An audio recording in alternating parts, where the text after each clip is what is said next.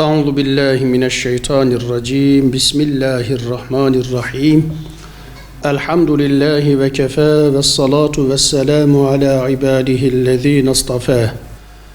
Kudüs ve Mescid-i Aksa denildiği zaman tabi hemen aklımıza Kur'an-ı Kerim'in İsra suresi 1. ayeti celilesi gelir ki Cenab-ı Allah bu ayeti celilede Subhanellezî esra bi abdihi leylen minel mescidil harami ilel mescidil aksa.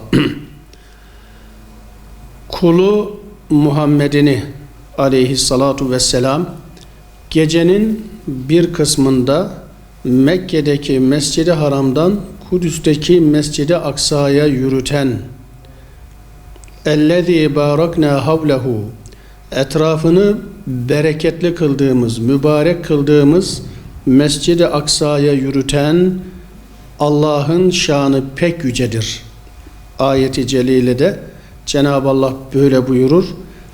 Mescid-i Aksa'dan bahsederken ellezî bâraknâ havlehu, öyle bir mescit ki etrafını bereketli kıldığımız, etrafını mübarek kıldığımız, ayrı bir değer verdiğimiz Mescid-i Aksa'ya yürüten Allah'ın şanı pek yücedir buyurmak suretiyle Kur'an-ı Kerim'de Cenab-ı Allah Kudüs ve Mescid-i Aksa'ya ayrı bir önem ve ehemmiyet verdiğini bizlere bildiriyor. Önderimiz ve rehberimiz sevgili Peygamberimiz aleyhissalatu vesselam da Mescid-i Aksa ile ilgili olarak yolculuk meşakkatine katlanılacak 3 mescit vardır. Yani meşakkatlere katlanmak suretiyle yolculuğa çıkılmaya, yolculuk yapılmaya, seyahat yapılmaya değer 3 mescit vardır. Onlardan birisi Mescid-i Haram, ikincisi Medine-i Münevvere'deki Mescid-i Nebevi ve üçüncüsü de Kudüs'teki Mescid-i Aksa olduğunu Allah Resulü aleyhissalatu vesselam bize bu şekilde tavsiye etmek suretiyle kıyamete kadar Müslümanların ve müminlerin Mescid-i Aksa'yı ve Kudüs'ü yalnız bırakmamalarını bu hadisi şerifleriyle bizlere bildirmiş ve vurgulamış oluyor. Yani hayatta olduğunuz müddetçe, imkanınız olduğu müddetçe Mescid-i Aksa'yı asla yalnız bırakmayın. Bu hadisi şerifin tam manası ve buradan alacağımız en önemli derslerin başında bu gelir. İslam'ın ilk yıllarından itibaren günümüze kadar ve inşallah günümüzden de kıyamete kadar inananlar ve Müslümanlar Mescid-i Aksa'ya ve Kudüs'e ayrı bir ehemmiyet vermişler. Tıpkı Peygamber Efendimizin müjdesine nail olabilmek için asr-ı saadetten Fatih Sultan Mehmet Han'a kadar Peygamberimizin müjdesine nail olabilmek için İstanbul'u fethetmek için nasıl mücadele vermişse Müslümanlar ve Müslüman yöneticiler ve Fatih Sultan Muhammed Han Hazretlerine bu nasip olduğu gibi aynı şekilde Mescid-i Aksa'nın bulunduğu Kudüs'le ilgili de ve Selahaddin Eyyubi biliyorsunuz Kudüs'ü kaybedince gözlerine uyku girmez, odasındaki mum hiç sönmez.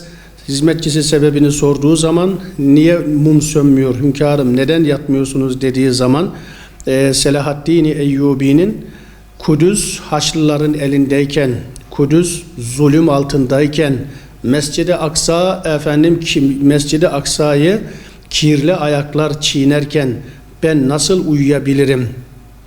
Ben nasıl gözlerime uyku girer demek suretiyle bize de aslında bir ruh üflemiş oluyor ve bizim de bugün Kudüs'ün ve Mescid-i Aksa'nın yaşamış olduğu zulümleri hiçbir zaman unutmamamız ve bir an önce Mescid-i Aksa'yı ve Kudüs'ü hakiki hürriyetine kavuşturma mücadelesi vermemiz gerektiğini de bize öğretmiş oluyor. Selahaddin Eyyubi Kudüs'ü fethettiği zaman onların yaptığı gibi değil de onlara herhangi bir zarar gelmemesi için, ölmemeleri için, boşu boşuna ölmemeleri için kansız, silahsız bir şekilde şehri teslim almak için onlara 40 gün mühlet verdiğini yine kitaplarda okuyoruz. 1187'de tekrar Selahaddin Eyyubi burayı fethettiğinde onlara 40 gün dokunmamak için mallarına, canlarına, ırz ve namuslarını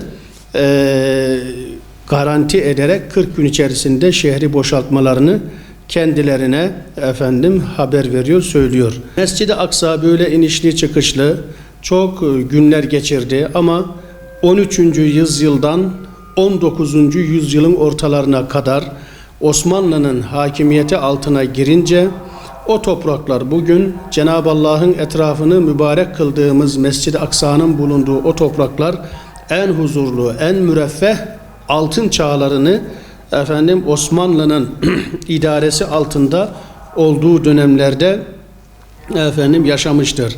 Ve bu Yahudiler dünyanın her tarafında horlanırken, hakir görülürken, itilirken, kakılırken hep Müslümanlar ve bizim ecdadımız bunlara sahip çıkmış. Yani o derece ki yani Yahudiler o dönemlerde varlık yokluk var olma mücadelesi veriyorlar. 1290'da İngiliz kralı 1. Edward İngiliz topraklarındaki Yahudilere sürgün cezası veriyor. İngiltere'den çıkarıyor. Yine 1306'da Fransız kralı aynı cezayı vermiş. 1498'de yine 12. Louis Yahudilere ya sürgün ya bu şehri bu ülkeyi terk edeceksiniz veya Hristiyan olacaksınız şeklinde onlara 2 tercih sunmuş. Yine Yahudileri Engizisyon mahkemelerinde cayır cayır yanmaktan Kemal Reis komutasındaki Osmanlı donanması kurtarmış. Dönemin Sultanı II. Beyazıt 1493'te Yahudilere insanca muamele edilmesini emreden bir de ferman yayınlamıştır. Ama maalesef bugün gel gör ki Yahudiler Filistin'de, Kudüs'te, Mescid-i Aksa'da yıllardır oradaki kardeşlerimize zulmetmekte, işkence etmekte, Mescid-i Aksa'nın harimi ismetini çiğnemekte, herhangi bir beis görmemekte ve bu şekilde inananlara, oradaki Müslüman kardeşlerimize zulmetmektedirler. Filistin, Kudüs ve Mescid-i Aksa bizim kırmızı çizgimizdir. Biz inananlar için kırmızı çizgidir. Kudüs ve Mescid-i Aksa ulu nebimizin, ulu peygamberimizin, sevgili peygamberimizin ve ilk Müslümanların ilk kıblesidir. Kudüs, peygamberimiz Efendimiz Aleyhissalatu vesselam'ın miraçgahıdır. Kudüs, meşakkate katlanıp da yolculuk yapılabilecek üç mescitten biridir. Kudüs ve Mescid-i Aksa peygamberler diyarıdır. Peygamberler kabristanıdır. Hazreti Ömer'in emanetidir. Yavuz'un, Kanuni'nin, Abdülhamid Han Hazretlerinin yadigarıdır.